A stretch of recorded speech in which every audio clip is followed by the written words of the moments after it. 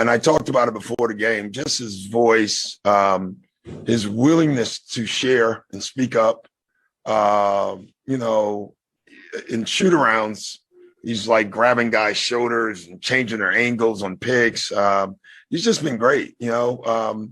It's funny, you know, Dan and a couple of our other coaches had him and said he was really quiet.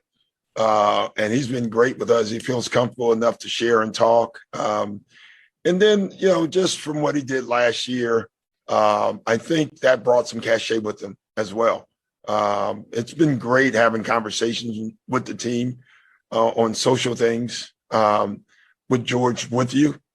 It's kind of nice, you know. He likes to share. We have a team that actually likes to talk about issues, you know, and not just social issues, just in general, you know, the world. And so it's been pretty cool.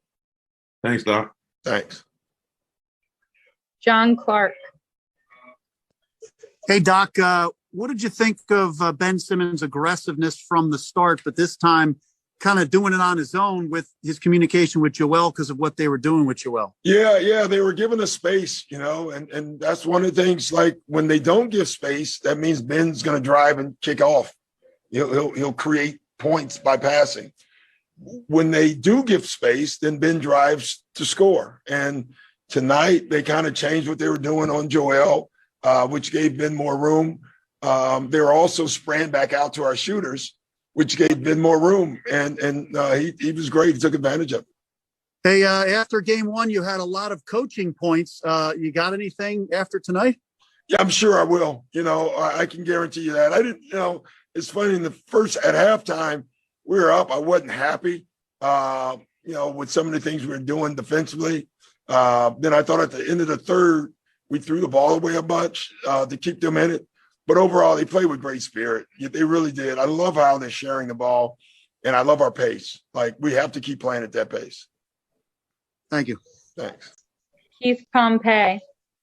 Yeah, Doc, that's what I was going to ask you. Like, what really stood out to you? Because it seemed to me the spirit was there, that they were sharing the ball. I know you said you probably didn't like the second quarter, but you guys shot 68% in that second quarter. Yeah, it's funny. I really look at the offensive numbers. It's funny. I go straight to defense. I really do. You know, the offense was great just because of the spacing that they gave each other. The ball didn't stick, Keith. Like, it was from decision to decision, decisiveness, quick decision. We say it a billion times every practice. Move it, quick decision, be decisive. I thought our guys did a great job of sharing the ball. And then at halftime, we talked about, like, if we want to really get up, if we get multiple stops, then we can really run. And I thought the defense in that third quarter changed it. I mean, we started getting stops and running, and then it was all over. In regards to Ben, you know, the last couple of days, you've been asked a lot of questions about him. You know, you talked about the treasure he is. I mean, here's a guy that was criticized yesterday and the day before that. And for him to come out, and I know you don't care about stuff like that, right? But for him to come out and have that performance, that says a lot about him. Yeah, it does. But we didn't, like, listen, if we scored 125 points the first game, I think. So it's all about us scoring points. And whichever way we do it, I'm good with that. You know, if we had scored 130 and Ben had the same numbers as the first game, that would have mean he was great in doing something else. That's what I mean. His value to us is almost, you can't measure it. Thank you, Doc. Thank you. Rich Hoffman. Hey, Doc, Tyrese Maxey got some second half minutes for you guys. You did play 11. Was that a reaction to Seth's injury? And do you think with his strong play, he might play more in the coming games? It wasn't a reaction to Seth at all. We had made that decision. I actually told him at halftime he'd be playing in the second half. So we'll see. You know, I don't comment about players' minutes and all that stuff, but he earned it. He was fantastic. His speed was a difference maker. Raphael Haynes. Hey, Coach, Raphael from the three-point conversion. Coach, you all held Washington to two for 22 from the three-point line. Was it an emphasis to keep them from the three-point line or stop them from the three-point line? Yeah, but they missed some too. You know, I'd love to take all that credit, but they did miss some shots that we'll go over that I thought were makeable shots. But overall, I thought we were flying around. We ran them off the three a lot.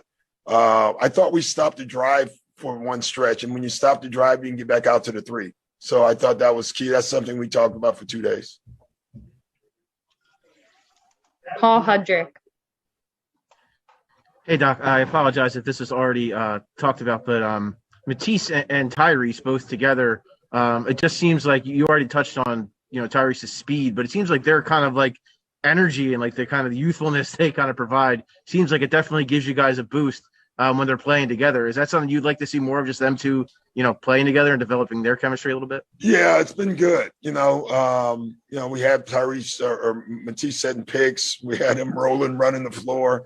He had the one back cut for a layup that Tyrese gave to him. So it's good, but they play together. I tell you, every day that group gets together after practices and goes through every set, and they've been great so far. So we just got to keep it going. Thanks, Doc. Last question, Mike Sielski. Hi, Doc. To follow up on that and a Matisse question, he had 4 steals and 5 blocks in just 20 minutes tonight. Can you deploy a player like him from a defensive standpoint the way you might from a guy off the bench from an offensive standpoint? Do you think of him that way, or do you just put him in when you need him and take for granted the defense? Yeah, I guess you can say he's our defensive Lou Williams. Like Lou Williams I had, and I had Jamal Crawford, both offensively, where you threw them in and you told them if they passed the ball once, you were going to take them out. Because their job was to score. Matisse's job is to get stops when he comes in. So I've not had a lot of guys. Tony Allen, I guess, way back was very similar because he was coming off the bench for us. Offensively, there's very few guys